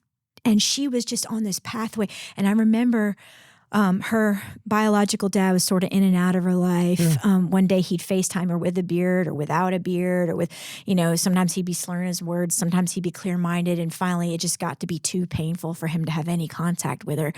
And she just felt this deficit because we had traveled on the road ever since she was born. We had been together, in ministries, in hotel rooms, in the car constantly. And so for her dad to just completely step out of her life was a huge blow to her little identity. And I remember seeing her fall down on the ground in her little pull-up at 4 years old and just crying out to God saying, where is my daddy? Where is my daddy? And it wasn't like one of those things where they're throwing a fit or where they're getting attention. It was a true heart cry prayer. And so that was going on at the time. And I was afraid to introduce her to Josh because I didn't want it to be yet another heartbreak. But when we finally had been dating for a long time, I introduced her to Hallie and him to Hallie and Haven. And I remember him coming into the threshold of our little dwelling that we lived in. And Haven was just giggling. She had her little passy in, and he kept, saying funny things, and they would laugh. And I remember his face turned beet red, and their little faces turned beet red. And I watched them fall in love real time. Oh my goodness! In that first 10 minutes, and when he finally left and thrown them up in the air and played with them, he, of course, he won their hearts immediately. But he was pulling out of our driveway in his big truck, and I heard Hallie whisper, "Bye, Daddy." Oh my goodness! Yeah. And that Christmas, she took a giant Sharpie. She turned 5, one of those big, thick Sharpies, and wrote Daddy on every single present under the Christmas tree. It was a beautiful start. So our kids' school is right next to your church. Yeah. And our kids go to school together. It's kind of how we met. And one of the first times I ever saw your husband, I don't know if you even know this. No. One of the first times I ever saw your husband was at a daddy-daughter dance at the school. That's awesome. Oh my goodness. He's a champion. Oh, well, in fact, as you tell me this story now, like it makes, because I would have thought like they have like this deep connection. You can really see it. And I would have thought, oh man, that's been there forever. But now to look back and to know like he stepped into that gap for her where there's all this brokenness for her. Absolutely. And God gave her him. Their hearts. Oh my goodness. It was just incredible to see them just, knit together. But I had a lot of triggers. I'd like to tell you that I was this fairy tale and that I healed after a couple of therapy sessions and a couple of prayers and got some money in the bank. But it was an ongoing trigger warning of learning to navigate my triggers from the severe trauma I had been through. And of course, Josh brought his trauma as well with him into the marriage. And so our first night of our wedding, so my husband was also a virgin, saved himself his whole life, had also had some relationships that didn't work out, but had been praying for God's best. So here we are, bringing 2 gigantic lives in our 30s, plus a couple of kids into the picture. Yeah.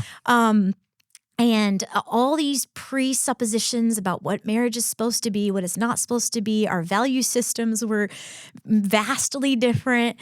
And so on our wedding day, when we said our vows, I triggered so badly. I went into a full-blown panic attack. We were driving toward Grove Park Inn for our first night together, and it felt like the car was filling with water. Yeah. I felt like I was trapped.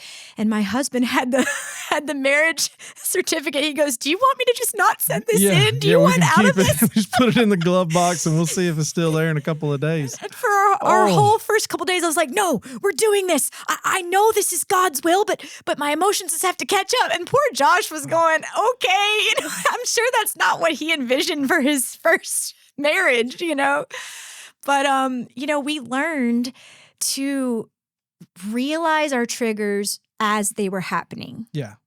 And I learned that I was punishing Josh for something that someone else did to me, or that I was assuming things, or I was reacting in fear to something that really wasn't as traumatic as I thought that it was. Sure. Because your nervous system holds all that trauma, and until you process it, it's going to come for you.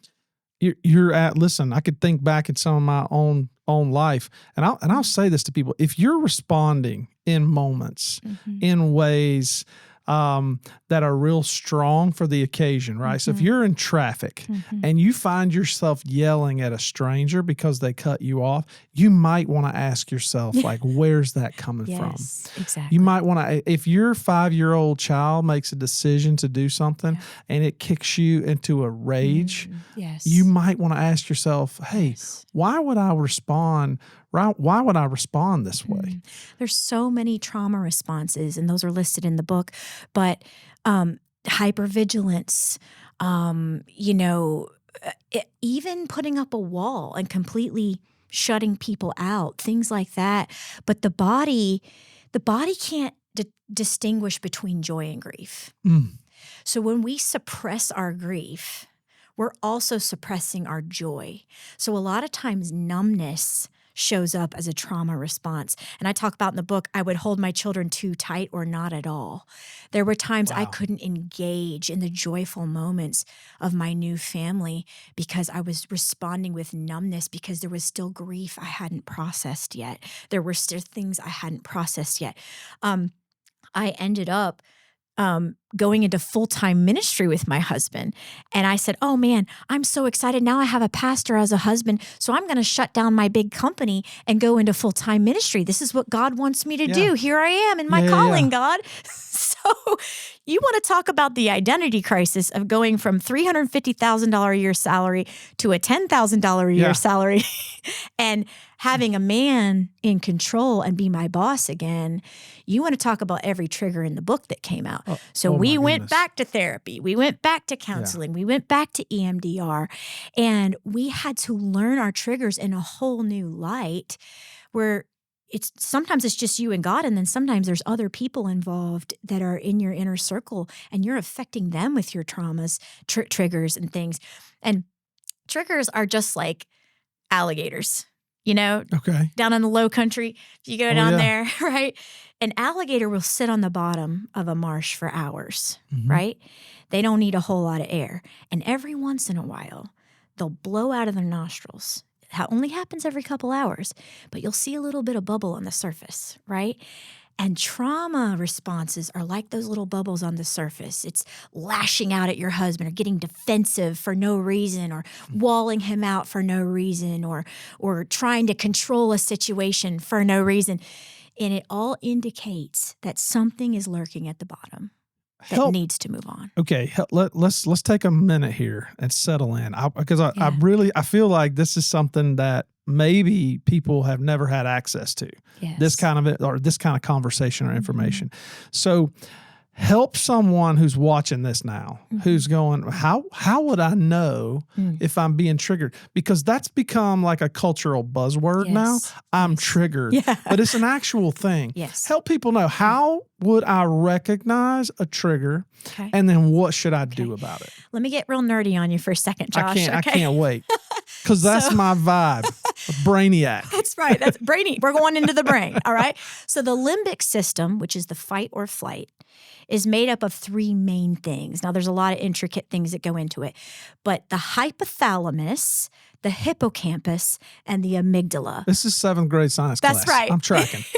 These are three of the main things that make up the limbic system. So your hippocampus is located right at the base of the neck. It's what shrinks when we have Alzheimer's, okay? It is like a filing cabinet that stores every single memory you've ever had from the moment you were in the womb all the way to now. Most of it is subconscious. So anytime you are going through life, at any point, the hippocampus is constantly analyzing what's going on and drawing file memories from what they've known about it in the past. If the hippocampus pulls out a file and says, this doesn't feel safe, it notifies the amygdala, which is the fight or flight, that little almond shape in the middle of your brain. Yeah, the one Bobby Boucher tells us about in Waterboy. Which, by the way, the amygdala is attached to the thalamus, which is attached to the retina of the eye. Okay. So have you ever looked in somebody's eyes and gone, I don't really trust this person? Oh. After 30 seconds. Interesting. You're like, or you meet somebody like, I really like them. That's your amygdala telling you if they're safe or not. It's something we call intuition. Yeah. But it's not imaginary. It's actually scientific. Or if you ever seen something out of the side of your eye and jumped, that's your amygdala connected to your eyeballs, literally. And it's a warning to protect you. Right. So if the amygdala is notified either through the retina or through the hippocampus that something doesn't feel safe, it immediately sounds the alarm to the hypothalamus. The hypothalamus controls all the chemicals and all the responses in your body. So that's when you start getting the sweaty palms and the pounding chest. That's what we call like anxiety or panic attacks. So anytime in your life, if you see something, smell something, hear something, feel something that feels like a past trauma or informs the hippocampus that it's potentially dangerous, you will have a trauma response. Mm-hmm. And a trauma response is sweaty palms, defensiveness, fear, reacting and becoming reactionary to something that feels a little bit dramatic. Yeah. For the situation. So, for example, in my book, I use the story of a woman who's grocery shopping. She's in the produce section, and all of a sudden, her heart starts to pound. Mm-hmm. She starts to feel scared. She starts to feel sad. She doesn't know why. Her palms are sweating. Her breathing becomes shallow. Well, after dissecting that with her therapist later, she realizes that when she was a teenager, she was cutting lemons for her mom in the kitchen. And there was a knock on the back door, and the police officer informs them that her dad was killed in a wreck, and there's just sorrow and screaming and gnashing of teeth. And so every time she smells a lemon rind, it takes her brain back to that place of fear and grief and sorrow and loss and uncertainty. So that's how it works. And when we have these seemingly unfounded trauma responses, I tell my clients, I use the method RTTR. Okay. So what you do when you're seemingly feeling overwhelmed for no reason quote at unquote. All. Quote unquote. Yeah, I'm tracking. Number one is the R, let it roll in. Okay. Let it roll the in. feeling roll in. We're told so many times to suppress our emotions, rub some dirt on it, just get over it or give it to God. Handle this right? like a grown man. I got you. Let it roll in. Let it roll in. Why am I feeling scared? Why am I feeling sad? Why am I feeling this feeling that shouldn't be appropriate for the situation? Number two, attach it to a trauma. When in my life have I felt this before? And what was going on during that time? So for this woman, she felt it when they delivered the news of her dad's death, right? Yeah. Lemons, connect the dots to the trauma. The seemingly dramatic response or the over response or overreaction or extreme defensiveness, what is that actually tied to that happened in the past for you? It's not an overreaction. It's your brain thinking you're still there. The third thing, and here's where it's important to do, is attach it to truth. What is really happening right now? Yeah. What does God say about what happened? Bring in the Holy Spirit, bring in a safe person to help you ground in that truth. And number four, let it roll out. And that is how you emotionally regulate your triggers and begin to recognize them. So when my husband and I began to see that I was reacting out of fear and control and defensiveness, but it was just this fear of loss or fear of being controlled by a man that might hurt me or my children. And I had to remind my brain, in truth, I'm safe. This isn't happening Yeah, now. yeah, I'm safe. Yeah. So, and then my husband his trigger was fear of loss. You know, he had been single for 35 years, and his dad was very wealthy and lost everything. Right in my husband's adolescence, he watched his jet skis and his car and his house be repossessed in his driveway. And so he had this extreme fear of loss, and our losses were colliding and reacting. And it was just a journey. But now we're able to slow down and go, hey, let's talk about what trauma this response is tied to right now. Let's talk about truth and let's let it roll out. I love that, Art. What a great tool to give someone to help them evaluate what's actually happening. Listen, I can't stress this enough. Like, the fact that you're encouraging people to slow down in those moments and evaluate, hey, my response is really not okay. Right. I find myself like now, if my kids are overwhelming me, right, I will want to overwhelm them with like, hey, you know, I want to come in and bring all this high end. They call it screaming back where I'm from. But I'm a pastor. I can't say that. But I want to overwhelm them. What am I trying to do? I'm trying to control that environment. And really, I'm just plugging into them what was plugged into me. And I have to evaluate, hey, why am I really doing this? What am I really trying to control? And most of the time, it's the thought that, hey, what kind of father would have kids screaming at each other like this? And the truth is, most every father are going to have you go kids. back to a time where you go, where was a time in your life where you felt such a loss of control that it was trauma? And so maybe a loss of control just of the kids being loud reminds your hippocampus of that. I actually have a list. Me too. A list. All right. So if people are there and, you know, the RTTR, great tool. Help us know what would be a next step that they could take to help find some kind of help for themselves. Well, at the very basic level, there is something called neuroplasticity in the brain, okay? Because our brains, if you've been through trauma, and look, trauma is just an inability of your body and mind to cope with whatever is happening. It's the feeling of overwhelm. Little T traumas are grandma dying, pet getting run over, failing at school at a test, or the kids making fun of you. Little T traumas are still traumas, and we've all had trauma. The big T traumas we talk about are abuse or, you know, these horrific situations that we hear about, right? And everything in between. So whenever you're feeling a trauma response, all trauma is the same in the nervous system. So you don't have to have some big drastic story. A lot of people tell me, well, I haven't had the trauma you've had, but your trauma is your trauma and your nervous system is still responding. So the way to create neuroplasticity in the brain, which is a rewiring of the brain, the number one way to do that is to tell your story to a safe person.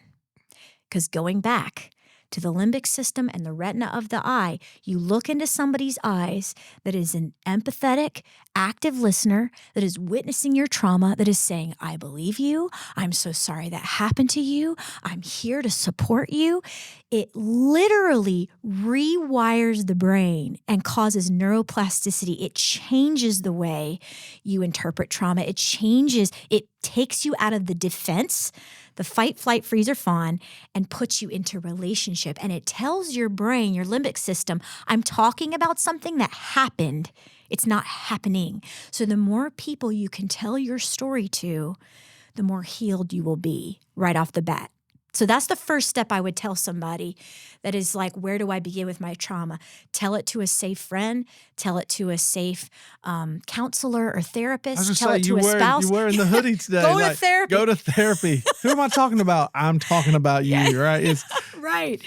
Oh, so man. that's what I would start with. It really is amazing, just verbalizing some of that pain out loud. Your brain quite literally is recategorizing those memories in a safe place. Reordering, refiling. Exactly. Them. And so I worked with for years. I worked with sheriff's office as a chaplain, and I would end up on, just really terrible scenes. And I would do that as a chaplain.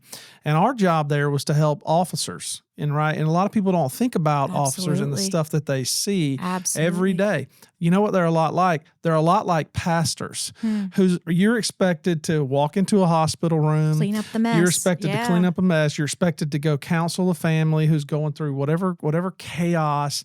And then you got to walk out of that environment and you got to step over here and go have dinner with your family. Right. I mean, I remember one particular story. I was having lunch with two friends of mine, JC and Aaron. We were meeting at an Applebee's across town, and one of those guys was late for lunch. Yes. We were all pastors in kind of large churches where there were a lot of needs, and one of the guys was late, and he ends up not coming in for a while, and he sits down at the table and he goes, "I'm sorry I'm late.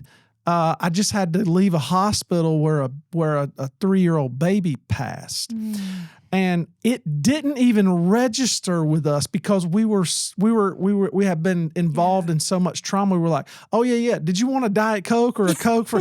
and after it was done, I remember sitting back in my chair and thinking, we need to take a moment and check on this guy. Yeah. What happened? Are you okay? Yeah. And just allowing yourself to tell that story to a safe person. As a pastor, in law enforcement, if you're a nurse, if it doesn't matter what you do in your life, if you experience that trauma, just verbalizing you can find so much help in healing. Yeah. And when we counselors, pastors, authority, police officers have to be in the position where we have to hold people's pain, that is a very powerful and trusted position. That is a very sacred position. And I think it's very difficult sometimes to observe and not absorb all of those things. And so you're right, regular maintenance counseling, telling that story reminds the brain, I didn't experience it. I held the hand of someone who did. And as a trauma counselor, I have to go to counseling very regularly to be able to make sure that I am not absorbing that pain into my body because I feel it very deeply. Well, a lot of people, you said it before, like there's a stigma around finding help, going to a counselor. Oh yeah, you're broken. I'm like, no. We're all broken. Yes. Go to a counselor. And if you think, I don't need this. Yes. Then just go one time and say, hey, would you just check me over to see if I'm okay? That's right. And they're going to be like, none of us are okay. Yes. We need to talk through this. Well, so many people say, well, I'm not going to counselor. The church world is so bad about this too. We're like, just trust Jesus, Or a lot of people in the church world think that, we're over here sniffing crystals and breathing deeply. And Yeah. I know. But it's so funny. Some of the people that say to me, I don't need counseling are some of the most trauma response forward people. Correct. Your trauma responding all over the place. Your trauma is showing. It's showing. Just because you're in denial of it doesn't mean it's not there. Oh my! It's like if you had high blood pressure, it wouldn't be like, well, I got Jesus. You do, right? But you also have your blood pressure pill. Like, take it. Exactly. And that's the wild thing. Our thoughts, those emotions, all those things. Those exist in in your brain, right? So there's like this fine line between the spiritual world and this emotional world. And when we think we're just going to categorize all this as spiritual, we need to trust Jesus for it. Well, that's absolutely true. We do trust Jesus, but we trust him enough to go find help from people who know how to help us. How do you get, you're only as sane as you know the truth about yourself and others. Oh my goodness, I'm going to say that back. You're only as sane as you know your truth about yourself and others. Right. So sanity is self-awareness. So you're only as sane as you are self-aware. You can listen to podcasts. This is a fantastic one. You can read your Bible, all these things. But if no one is giving you active feedback, you are not engaging in active self-awareness and self-discovery. And if you don't know what your triggers are, I can tell you right now, the enemy does. Yeah. And he's going to take you out with them. So you need to explore your triggers. The higher level the leader you are, the more you should be in counseling. Discovering self-awareness and what wounds could potentially take you out. If you're unaware whether or not you have ask your family. That's right. Ask your wife, ask your husband, ask your children, ask the people you work with. Right. Hey, have you ever seen me respond in a way that where it seems like I'm triggered? You know what? If you're really open, you might just find out some things that can help you. There's 6 core relational needs that every child has to have. Mm-hmm. We all have provided for physically, obviously, unless you're neglecting your children, and DSS has to be brought in. But a lot of times people neglect their children emotionally, not because they're not trying to be good parents, but maybe because they were neglected emotionally as well, or maybe dad is working hard to pay the bills and just isn't there often. So it doesn't always mean you're bad parents, but children have to receive attunement, responsiveness, the regulation of affect, like when they fall down, hey, it's going to be okay, buddy. Let borrow mom's calm here. Breathe with me. That's right. The ability to handle negative emotions. If your child can never break down crying or even smart off to you once in a while and assert their independence, it's not okay. Kids should be able to express emotionally. But the 6th one is willingness to repair. And I love what you just said about family meeting, because you can literally break all 5, but if you're willing to repair with your kids, it's so powerful. And Josh and I, every 90 days at least, we sit our kids down, and dad starts, because he should be able to be the strongest to handle negative emotions. Mm-hmm. We go around and we say, what has been frustrating or annoying or hurtful about mom and dad in the last 90 days? And they get the platform to tell us, when Haven was young, she'd go, you're not buying me enough donuts. Yeah. Like, we will work on that, Yeah. But it gives our kids a pressure release and a voice to be able to tell mom and dad and hold us accountable. And then we act accordingly. And their feedback. Such good advice. That is such good advice. It gives me anxiety thinking about what my kids might say. Right? I'm looking at my wife off camera. She's over here going, "We're doing that tonight." I was like, "I don't know if I'm emotionally ready. I need a session with Dr. Trammell, and we'll see if we can move forward." Man, I love this part of the conversation, but man, God has done so much in your family. I mean, the beauty that you guys have seen, the pain that you continue to walk through, and now you've got this relationship with Josh. You guys are, and I love the fact you don't present yourself as like, man, we have it all together, we're all perfect, and but man, you're growing in the Lord, and your marriage is just representing what marriage is intended to represent, which is the gospel. That's a beautiful picture of what you guys are doing. So tell me a little bit about this side of the coin, a little bit more about how God has done some things that are beautiful in your life and family. Well, when you ask me something beautiful, I'm going to tell you another thing that's tragic. Yeah. Because it was life-changing for me. As we're talking about, I went through this traumatic marriage, ran with my 2 children, built a business, kind of learned how to handle success, met my new husband who was my knight in shining armor, and then I was triggering, he was triggering. We had to learn to blend 2 families and really submit ourselves to Christ and feedback and self-awareness. And so we decided, I came into ministry with him, and it was a little bit of a train wreck, but we both learned and we grew. And in the middle of this, we decided to have another baby because we both wanted to have a baby. Yeah. And so we tried to have our first baby, and we got the nursery all fixed up in one of our rooms and things like that. And so found out I was pregnant, and I went to the doctor, and I had a chemical pregnancy. It was very early on, like 5-6 weeks. So I came home from the doctor's office, and the neighbor's house was on fire.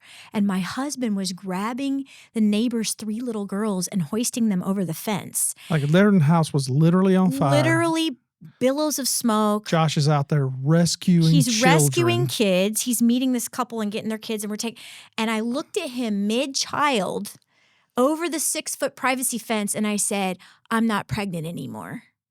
And he teared up, and I teared up, and we kept going. This happened 3 more times. And each time it was just, hey, stub it down, trust God, rub some dirt on it, and go on, I'm right? so sorry. The 5th time, I made it all the way to the gender, right? And we had announced it to our families. We were so excited. We went in to the doctor and brought it up on the screen.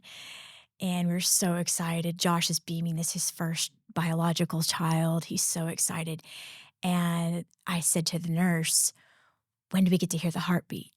And she said, there isn't one, and just snapped her glove right off into the trash and left the room. Oh, no. They moved us into another room. The doctor came in, confirmed no heartbeat. We're crying. They move us to surgery to schedule our surgery, do, pre-op instructions, and we're just numb. We're sitting there. And so I go home with this dead baby inside me, waiting for the surgery.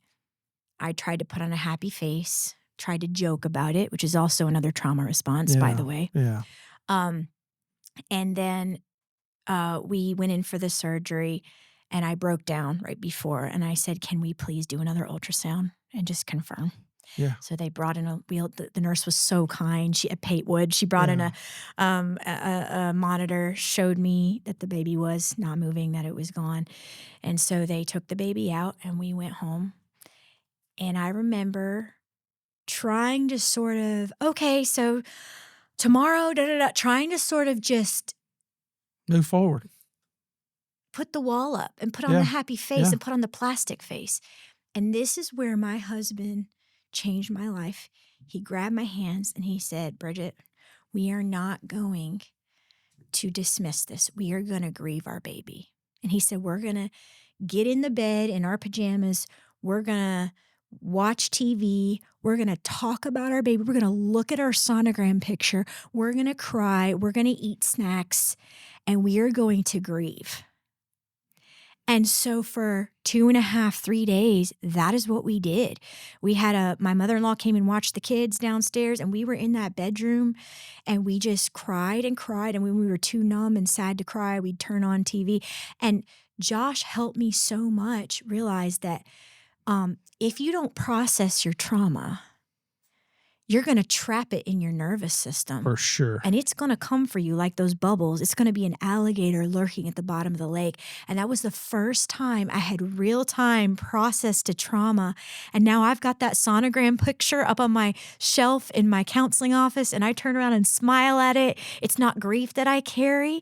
That 5th angel baby was the baby that taught me how to process trauma, which is what I do, and I help others do the same. And so that was really a turning point in my life where I started becoming softer and more real and more pliable in my vulnerability toward God and toward others when I learned how to just feel my feelings.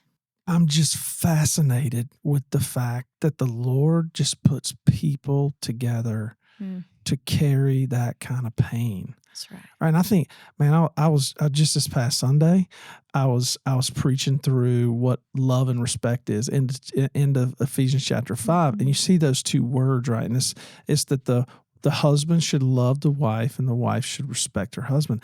And we're talking through like, what does that really mean, right? What does that really mean to love someone?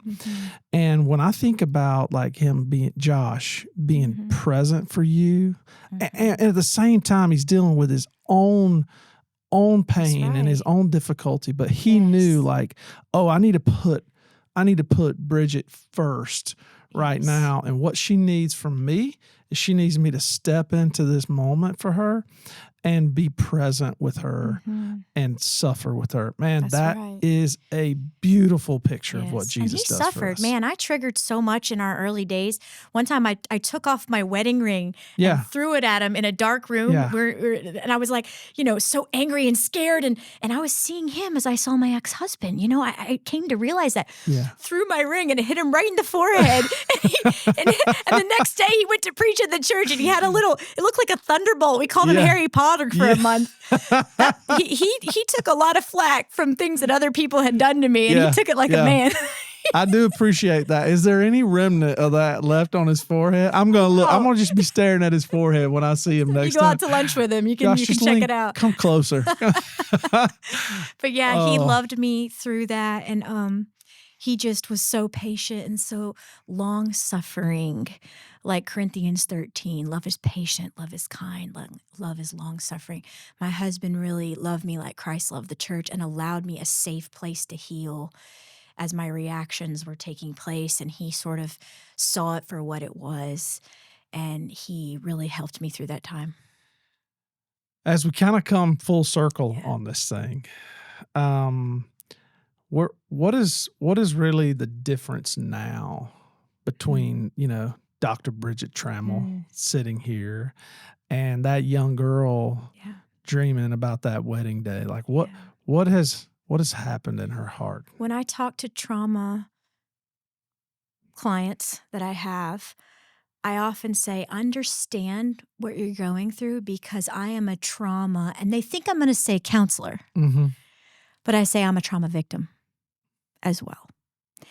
And I think being able to be a beacon of someone who has crossed the woods into Switzerland and is sitting at a warm feast with a crackling fireplace in a place of peace, because you know that you're healed when you can be reminded of your trauma by your hippocampus, but your nervous system doesn't respond because you know you're in a safe place, and you know you're healed when you can witness other people's trauma and have compassion for their trauma responses, even sometimes the villains, And so I think the difference between trauma victim Bridget and trauma counselor Bridget is simply that I've crossed the woods, and now I can say, hey, here is where the hope and healing is. Doesn't mean I don't still struggle with my trauma responses or my scars, but I'm speaking from scars and not wounds. So I would encourage others to begin the healing journey, whatever that looks like for you. If it looks like asking for help,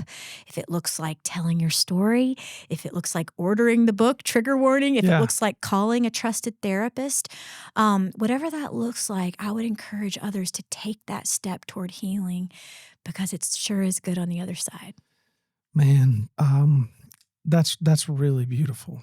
That is, man, that's really, really beautiful. One of the things that we want to do, just through the podcast, is we're gonna give like 10 of these away. Oh, that's awesome. And so and we're not going to steal them from you. Like we're actually going to purchase them from you.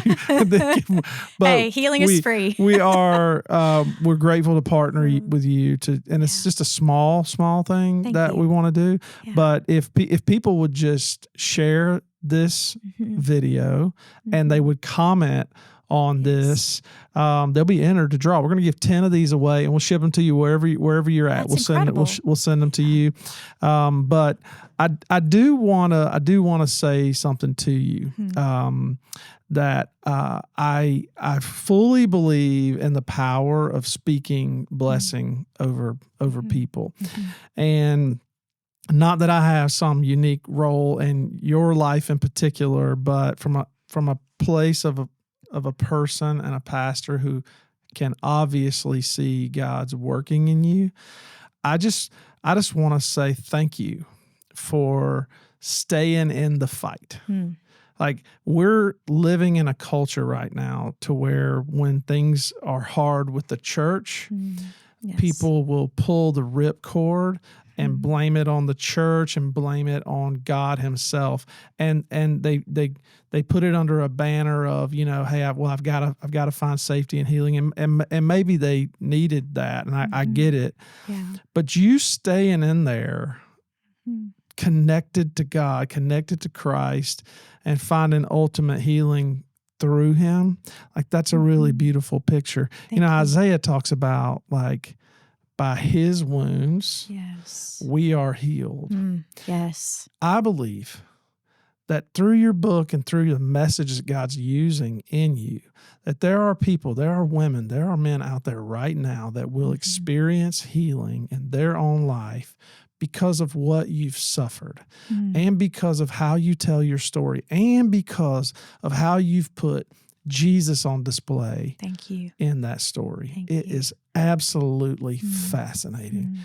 My goal is to build a bridge between therapy and theology and allow God to meet people there the way he met me there, and to realize, like, there have been so many people that have been hurt by the church, but the church is good. Holiness is good. Jesus is good. And when people come in and distort the name of God, that is what we call spiritual wickedness in high places. That's the enemy distorting what God meant for good. And if church has hurt you, you may need to take a little time to recover, and you might need to put a magnifying glass over the churches and make sure you go to a healthy one. But God is going to meet you in the healing, whatever that step looks like for you. And when you meet him there, you'll know it wasn't him that hurt you. Man, thank you for coming and telling your story. Thank you for telling me, allowing me to. How do people find the book, and what do you got coming up that you want to talk about here? Is there a website? Is there a coffee and bagel thing we need to connect with you on? Like, I don't know. Well, no coffee and bagel now.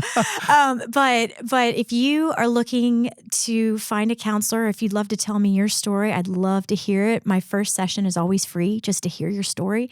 You can go to drbridgettrammell.com. You can also purchase my book, Trigger Warning, on Amazon. I'm also beginning a ministry. I'm going on the road. I'm going to be doing trauma conferences. I have 4 booked in the next 90 days where I can come into a church or even a living room or a group of people and do emotional healing clinics, trauma conferences. And I'd love to be a part of what God is doing, or spark a curiosity in people all across the country that might wonder what would happen if they gave God one more chance, or what if they gave healing a chance. I love that so much. Thank you so much for being here, Dr. Trammell. Awesome. Thank you for having me. It's very good. You helped my neuroplasticity take place by telling my story. Yeah, that's what I do. I'm a neuroplasticity guy, apparently. Hey, thanks so much for watching this episode. If you're a pastor or leader, we want to continue to stay connected to you as you work to accomplish the mission that God's called you to in your community. If you would, go to heartthemission.com, click the link to subscribe. We would love to send you information on new podcasts. We'd love to send you information on how you could be a better leader, and how you might be able to see some things in and around your world to help you accomplish the mission in your community. Check it out at heartthemission.com.